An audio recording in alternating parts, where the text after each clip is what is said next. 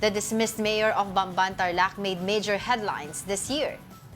A Senate probe uncovered the alleged involvement of Go in illegal pogo hubs. Senators later revealed her to be Go Huaping, a Chinese national who spoke fluent Tagalog. Not only did Go possess fake document, but her father and siblings were also found to have falsified their records.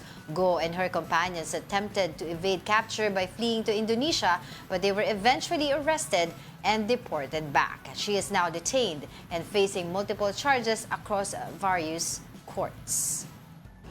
Wala na po talagang malala. Lumaki po ako sa Farm Your Honor. Pogo is a monster.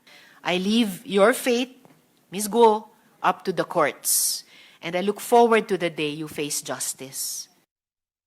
Oh my gosh, who I would can have- forget her? I would have put her higher though. Oo nga, no? Pwede siyang mas mataas pa, no? Within the top 4. Ano kaya number 1 natin? It's because you have to remember, dito po nagsimula ang Yung mga Quadcom sa Quadcom na hearing. dito dinugtong si Alice Go to Harry Roque, to the entire Pogo criminal syndicate ring. Yeah. Tapos nanganak ang mga politicians na involved. Meron ba? Lumabas ang Nagkakaroon isang ng mayor. connection, kaya nagka-Quadcom. May love romance siya. Ang dami pong nangyaring issue stemming from this very hearing with Alice Go na nagsimula kay Senator Risa Ontiveros. Yes. I would have put it higher though dahil this was on Siguro the news. mga 3, ano? Oo, O 3 or 4. this was on the news for a long, long time. Oo, And grabe it involved yun. many stories. Totoo. Tsaka, sino ba makakalimot ng mga, hindi ko na po maalala, Your Honor? Teacher Rubilin. Teacher Rubilin. Simpleng Ano pa, babae Pilipino lang. po ako. Anak Simpleng po ako babae ng- sa babuyan. Oo, nag-aalaga lang po ako Ah. ng baboy. Anak po ako ng kasambahay ng tatay ko dati. Yung mga gano'n na mga stories. Simpleng tao lang ako na may helicopter.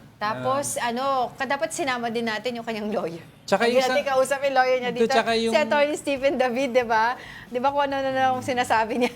Pero on a side note Dami kasi, na yung mga dahil aside from that, si palabas ni Alice Go developed a following among several social media people. Hello, may mga impersonator nga siya. No, oo, aside what I meant is nagkaroon siya ng fans because naglabasa ng yung mga fake accounts using her pictures na ang ganda-ganda mo Mayora, pinapakita yung mga fashion niya, yung Tapos mga meron vlogs siyang niya. na-link sa kanya na Oo. politician din sa... Yun anong mayor? Sinabi ko na nga kanina. Sinabi mo ba kanina? Oo, at listening ka talaga.